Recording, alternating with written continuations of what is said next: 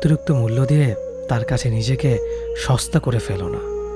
নিজের মূল্যটা ধরে রাখার জন্য হলেও কখনো কখনো কঠোর হওয়া খুব দরকার, কারণ সবাই অতিরিক্ত মূল্য পাওয়ার মর্যাদা বোঝে না।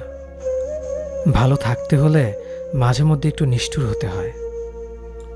যে তোমার বিশ্বাস ভেঙেছে তাকে তুমি ধন্যবাদ দাও, কারণ সে তোমার চোখে আঙুল দিয়ে দেখিয়ে দিয়েছে সবাই বিশ্বাসের যোগ্য না। স্বার্থপর মানুষগুলো সফল হতে পারলেও সুখী হতে পারে না।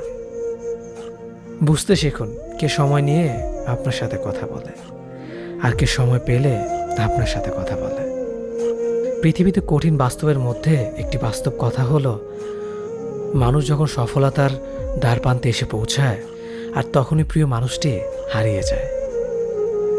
আপনি যখনই একা হয়ে যাবেন তখন আপনার পাশে থাকার মতো হাজার মানুষ খুঁজলেও পাবেন না।